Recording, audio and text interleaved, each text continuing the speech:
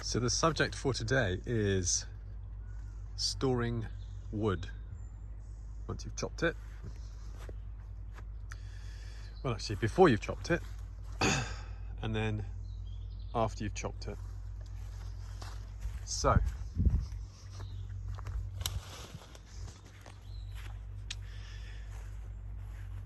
I previously stored a lot of wood over here. All of this has grown up. This needs to be stripped back. The brambles are taking over. But what I've learned about storing wood is try and keep the storage with plenty of airflow, so you don't have a big pile of wood all stacked on their ends on top of each other, because you're going to get water retained, you're going to get bugs, you're going to get things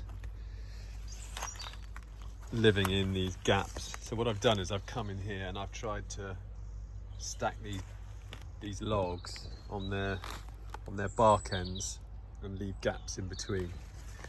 There's still stuff over there that needs to be dealt with, but anyway, this area needs to be trimmed. So these will get wet, but they should dry.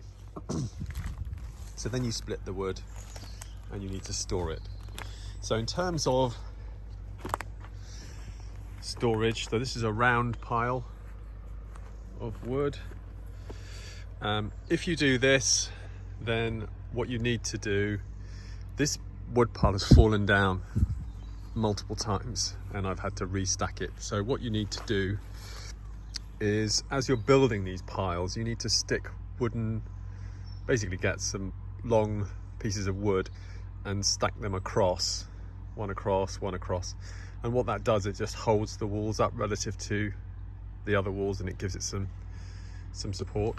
Otherwise, as these pieces of wood dry out and they shrink, it destabilizes the wall and then it just collapses.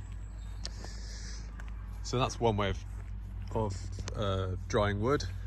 Get some plastic and just cover the top, and that will keep the rain off the top. But the idea is you need a nice big air gap, and yeah, you could put some wood in a pile like that, but I suspect at the bottom of that pile it's going to be quite soggy, even though it's sitting on pallets. So an alternative then is to stick the wood on a pallet like this. I've just put some supports in here and some gardening wire, and then I've covered it with a tarp. So that's one option, and that should keep it relatively dry. This is another technique.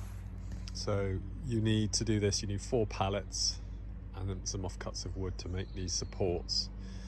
And so these upright sections will provide the lateral support for the wood.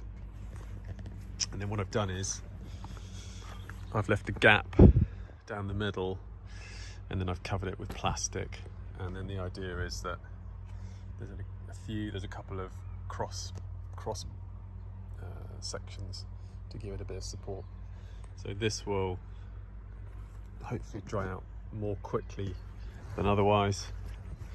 I've got another one there waiting to be made, but yeah, this pile here, I don't really want to touch that. It's maybe not the most stable, but just want to let that dry out slowly. But over the winter, so we're in October now, so over the winter these should dry out a bit more. Hoping I won't need to use any of these bits of wood, but they've been here for a few months, I would say. And I'm going to clear this. I'm going to clear this out the way. So there's a tree, I think there's a laburnum tree that's fallen down, and that's what this is essentially, and it's got a load of ivy on, so that needs to be cleared, and that will provide a better flow of air, which will come and dry this stuff out. But yeah, cover it up, to keep the rain off the top, to stop the rain from soaking into the pile, because once it gets into a thick pile like that, it's just not going to dry.